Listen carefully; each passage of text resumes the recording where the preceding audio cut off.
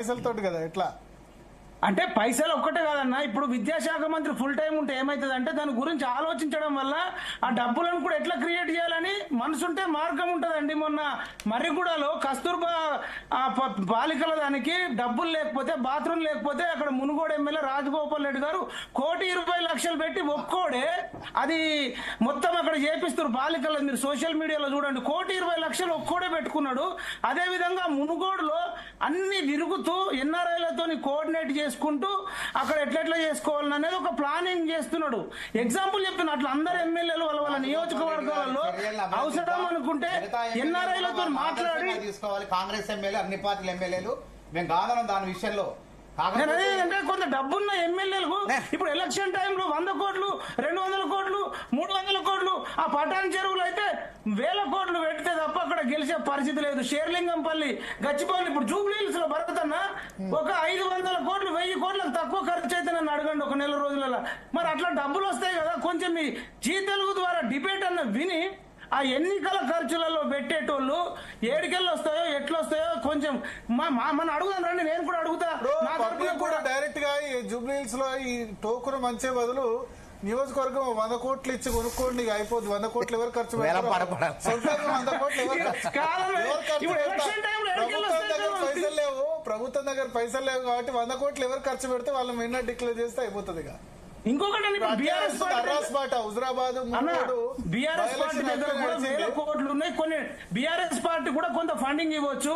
అదే విధంగా కాంగ్రెస్ పార్టీ కూడా కొన్ని ఉంటుంది కదా. సర్పంచ్ వేలం పార్టీ ఎవరు వాడితే వాళ్ళకి అక్కడ అందరు ఏకగ్రీవం చేసుకున్నట్టు జూబ్లీహిల్స్ కూడా అట్లే ఈ కాన్స్టిట్యున్సీస్ అన్ని ఎట్లా మనీ పాలిటిక్స్ నడుస్తున్నాయి అక్కడ. నాకు తెలిసి ఎక్కడ కామారెడ్డిలో వెంకటరమణారెడ్డి సొంతంగా 100 కోట్లు పెడతా అన్నాడు కదా నియోజకవర్గం. ఎవరి నియోజకవర్గంలో ఫీజు రియంబర్స్మెంట్ ఆ ఎమ్మెల్యేనే భరించమని చెప్తే అయిపోతుంది. ఇప్పుడు ఎట్లా పైసలు లేవు. భరతన్న మీరు డబ్బులు లేవన్నారు కదా. భరతన్న మీరు డబ్బులు లేవన్నారు కదా. అప్పుడు మన పక్కకుండే రాజు కూడా కానీ మీరు కూడా చెప్పారు అప్పుడు డబ్బులు కావడానికి మనం ఎక్కడెక్కడ ఏ పథకంలో కొంచెం ఆపితే నడుస్తుంది అన్నప్పుడు ఫ్రీ బస్సు వాళ్ళు ఆపడం వల్ల 100 కోట్లు 200 కోట్లు ఎంతో కొంత మిగిలే ఛాన్స్ ఉంటుంది కదా. అట్లా 1 by 1 ఇప్పుడు ఇందిరమ్మ చీరలు వంచుతాంటారు, అవి కొన్ని కోట్ల రూపాయలే ఉంటాయి.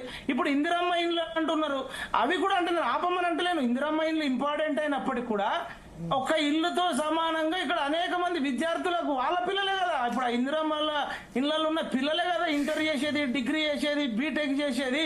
మరి ఊటిన అంటే ఆలోచించుకోండి.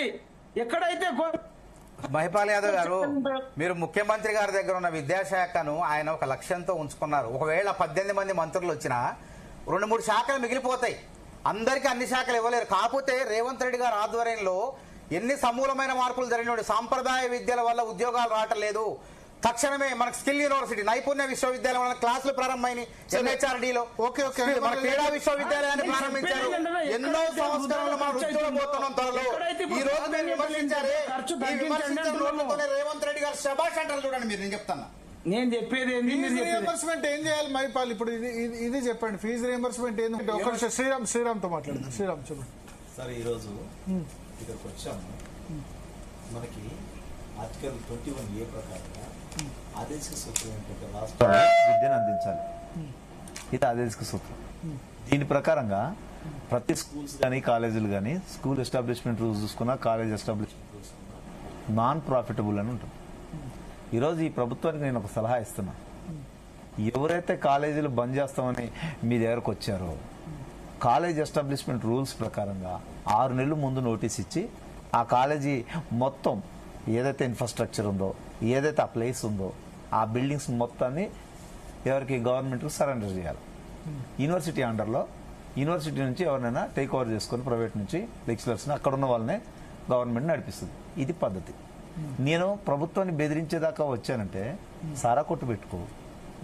విద్య అనేది నాన్ ప్రాఫిటబుల్ సెక్టర్ కదా. సిగ్గు లేకుండా ప్రశ్న డబ్బులు అడుక్కుంటూ విద్యార్థులను వేధించుకుంటూ సర్టిఫికెట్ల దగ్గర డబ్బులు తీసుకుంటున్న నువ్వు నేను కాలేజీ బంద్ చేస్తా అంటే అరెస్ట్ చేయొచ్చు వాళ్ళందరినీ, గవర్నమెంట్ కావాలనుకుంటే. వీళ్ళ ఆలోచన ఏంటి? గత గవర్నమెంట్ 2 ఏళ్ళు ఇవ్వలేదు, ఈ గవర్నమెంట్ 2 ఏళ్ళు ఇవ్వలేదు. Political parties all are same. నాన్ ఒక నిమిషం, ప్రాఫిటబుల్ సార్ నన్ను చెప్పనివ్వండి నాన్ ప్రాఫిటబుల్ నేను చెప్పనివ్వండి, నేను చెప్తాను, నేను మొత్తం చెప్తాను. కానీ మరి టీచర్ లెక్చర్లు ఎక్కడి నుంచి ఇస్తారు? మానయ్య నిన్నెవడు పెట్టమండు? ప్రభుత్వం పెట్టమందా? ప్రజలు పెట్టమని అడిగారా? అయ్యా కాలేజీ పెట్టాయా అని? నీ అవసరార్థం కోసం అక్కడ ఉన్న లూప్ హోల్స్ ని ఉపయోగించుకొని అందులో ప్రతి విద్యార్థి దగ్గర నుంచి వసూలు చేసేటటువంటి అమౌంట్ ని ప్రతి సంవత్సరం కూడా అకౌంట్ ని ప్రతి రూపాయిని ఎక్కడ ఖర్చు పెట్టావో నువ్వు చెప్పాలా. కాలేజ్ ఇన్ఫ్రాస్ట్రక్చర్, కాలేజీకి సంబంధించినటువంటి టీచర్ల జీతాలు రూపాయి కూడా నువ్వు తీసుకోవడానికి లేదు, 5% కూడా. వెళ్ళారు జియో నెంబర్ 95 కూడా ఉంది స్కూల్స్ సంబంధించి, టీఆర్ బయటికి ఆమె దాన్ని ఫోర్స్ లోకి తీసుకురారు. ఎందుకని? ఏ రాజకీయ నాయకుడికి అందరికీ తెలుసు ఈ డబ్బుల నుంచి ఇక్కడ ఈ స్కూల్స్ లో కాలేజీలో ఏం జరుగుతుందంటే మనీ లాండరింగ్ జరుగుతుంది సార్, డబ్బు లేక కాదు. సార్ వినండి, లెట్ మీ కంప్లీట్, నా టైం కదా, నన్ను చెప్పనివ్వండి. ఇక్కడ విద్యార్థులతో ఏం జరుగుతుంది అంటే అక్కడ కంప్లీట్ గా మనీ లాండరింగ్ జరుగుతుంది. మనీ లాండరింగ్ జరిగి ఒకడు మంత్రి అవుతాడు, ఒకడు ఎమ్మెల్యే అవుతాడు, ఆ డబ్బులతోనే ఒకడు ఎమ్మెల్సీ అవుతాడు రీసెంట్ గా. వీళ్ళందరూ ఎక్కడి నుంచి వస్తున్నాయి ఈ డబ్బంతా?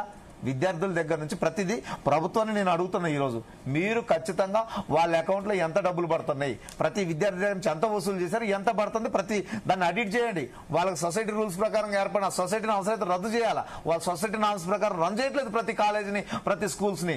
ఈ రోజు కాలేజీలో జరుగుతుంది మొత్తం కూడా ఇదే దందా జరుగుతుంది. ఈ దందాన్ని ముందు విద్యార్థి నాయకులుగా మనం ప్రశ్నించాలా. నేను ఒక విద్యార్థి జేసీ రాష్ట్ర అధ్యక్షుడిగా నేను ఈ రోజు ప్రశ్నిస్తున్నా.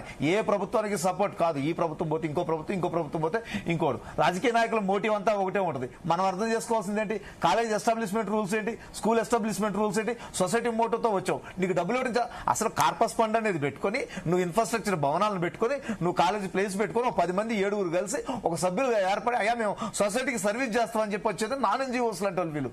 వీళ్ళు వచ్చేసి ఈ రోజు ప్రభుత్వాన్ని బెదిరించడం ఏంటండి? ఈ ప్రభుత్వమే కాదు, రేవంత్ రెడ్డి గారిదే కావచ్చు, మొన్న పోయినటువంటి కేసీఆర్దే కావచ్చు, ఎవరిని బెదిరించడానికి వాళ్ళకి హక్కు లేదు. ఒకవేళ నువ్వు నిజంగా నువ్వు అలా అనుకుంటే నీలో చిత్తశుద్ధి అంటే 6 నెలల ముందు నోటీస్ పడేసి మొత్తం నీ యంత్రాంగం మొత్తం వాళ్ళకి అప్పచెప్పాలి. నువ్వు నీకున్నటువంటి యంత్రాంగం, నీకున్నటువంటి ఇన్ఫ్రాస్ట్రక్చర్, నీ కాలేజీ భూములతో సహా వాళ్ళకి అప్పచెప్పాలి. ఎందుకంటే సొసైటీ బేస్డ్ మీద సర్వీస్ చేస్తాను నీకు నువ్వు వచ్చినావు. నిన్ను అడిగారా? నేను అడిగానా? నా అయ్య అడిగారా? లేకపోతే ఇంతకు ముందు ఉన్న విద్యార్థులు అడిగారా? ఎవరైనా ఎవరు అడగలే. నీకు నువ్వు ఇలా పైసలు ఎలా దొబ్బొచ్చు అనేది ఒక అర్థం చేసుకుని ఒక ఇన్ఫ్రాస్ట్రక్చర్ పెట్టుకుని సేవా రూపంలో దొబ్బుతున్నాం. ఈ రోజు పేరెంట్ల దగ్గర నుంచి ఫీజులు అడిగే మీరు సిగ్గుపడాలా.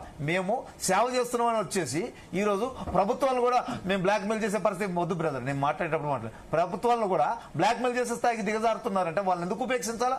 అందరినీ లీగల్ గా యాక్షన్ తీసుకోవాల్సినటువంటి అవసరం ఉంది. ఇకపోతే ప్రభుత్వం దగ్గరకు వద్దాం. ప్రభుత్వం, కాంగ్రెస్ ప్రభుత్వం అనేది ఫీజు రియంబర్స్మెంట్ ఇస్తానంది. మీరు ఇస్తానంటే నాకు ఆశ ఉంటుంది, మీరు ఇస్తా అంటే నాకు ఆశ ఉంటుంది. నేను ఒకవేళ స్వచ్ఛందంగా సేవ చేస్తానికి వచ్చినప్పటికీ కూడా మీరు ఇస్తా అంటే నాకు ఆశ ఉంటుంది. ఒకవేళ దాని వైపు ఎదురు చూస్తూ ఉంటారు. ఆ బాధ్యత ఎప్పుడైతే ప్రభుత్వం ఒక ప్రమాణం చేస్తుందో ఆ ప్రమాణాన్ని, అది విద్య, ఎలాంటి క్రూషియల్ అయినటువంటి ఇష్యూస్ లో ఇప్పుడు ప్రభుత్వం పూర్తిస్థాయి ఇన్ఫ్రాస్ట్రక్చర్ అన్నింటిలో పెట్టలేకపోతుంది. కాబట్టి తను కూడా పరిస్థితిని అర్థం చేసుకొని ఇస్తానన్నదాన్ని ఇవ్వటం అనేది పద్ధతి. అది 4 ఏళ్ల నుంచి పెండింగ్ ఉంది. వాళ్ళు 2 ఏళ్ళు వేసారు, నాకు 2 ఏళ్ళు అంటే కూర్చున్నోడిని నిన్నే అడుగుతారు ఖచ్చితంగా. నువ్వు పోతే ఇంకొకరిని అడుగుతారు, వాడు వచ్చి కూర్చుంటే. నిన్ను కూర్చున్నావు కాబట్టి నిన్ను అడుగుతుంది. దానికి నువ్వు బాధ్యతగా ఉండాలి. నేను విద్యార్థి నాయకుడిగా ఒక న్యూట్రల్ గా సమాజానికి ఏం మేలు జరగాలనేది ఒక విద్యార్థి చేసే అధ్యక్షుడిగా మాట్లాడుతున్నాం. ఈ రోజు ప్రతి ఒక్క స్కూల్స్, కాలేజీల పైన మీరు ఈడీని పంపించండి, ఎన్ఫోర్స్మెంట్ ని పంపించండి. అక్కడ మనీ లాండరింగ్ జరుగుతుంది, ముందు అది కట్టడి చేయండి. సగం సర్వీస్ లో ఉండాలనుకునేవాడే కాలేజీలు రన్ చేస్తాడు, సర్వీస్ లో ఉండాలనుకునేవాడే స్కూల్స్ రన్ చేస్తాడు. లేదనుకున్నాడు పక్కకు పోతాడు. పక్కకు పోయినాడు బాధ్యతని ప్రభుత్వం తీసుకోకపోతే ప్రజలు అక్కడ జంజీ ఉద్యమం వచ్చినట్టు విద్యార్థి నాయకులు అందరం మేమందరం కలిసి మళ్ళీ మేము ఉద్యమం చేస్తాం. ఆ పరిస్థితి వస్తుంది. అంతే తప్ప ఈ ప్రభుత్వాన్నో ఆ ప్రభుత్వాన్నో లేకపోతే వాడో ఈడో చేయటం కాదు. అదంతా ప్రజల డబ్బే. ఎవరు తీసుకొచ్చి పెట్టినా ప్రజల డబ్బే. ఈ పథకం వద్దంటే ఒక అమ్మ ఉంటుంది, పెళ్లి చేసుకోలేని అమ్మ. ఒక మంచి కుర్రోడికి ఇస్తే ఓ ₹1,00,000 ఇస్తే పెళ్లి చేసుకుంటే వాడేదో మంచి చూస్తుండని ఒక ఆశ ఉంటుంది. ఆ ఆస్తి చేసామని ఆ పథకాన్ని ఆపంటే వీళ్ళేంటి నా మీద పడి ఏడవడానికి వచ్చారు. ఇవన్నీ మనకు పంచాయతీలు ఎందుకండి? మనం పోదాం. స్కూల్ ఎస్టాబ్లిష్మెంట్ రూల్స్ ఏంటి, కాలేజ్ ఎస్టాబ్లిష్మెంట్ రూల్స్ ఏంటి, వాళ్ళు ఎంత అమౌంట్ కలెక్ట్ చేస్తున్నారు, ఎంత అకౌంట్లో వేస్తున్నారు, ఎట్లా పోతుంది. ఆఖరికి కాలేజీ చైర్మన్ అనేటోడు కూడా, వాడు కూడా వన్ ఆఫ్ ది ఎంప్లాయీగానే అక్కడ డబ్బులు తీసుకోవాలి. అంత సిగ్గుమాల పని వాళ్ళు చేస్తామంటే ఈ రోజు మన మీడియా, మన విద్యార్థి సంఘాలు చెప్పాలి, ఒరే సిగ్గుమాల పని చేస్తున్నారా నువ్వు? నీకు నచ్చలేదు ఎవరేమన్నాడు? నిన్ను ప్రభుత్వం అడిగిందా? నిన్ను నేను అడిగానా? విద్యార్థి అడిగారా? మానేసి పెట్టుకో, ప్రభుత్వం తీసుకుంటుంది. ప్రభుత్వం నేను చెప్తా ప్లీజ్.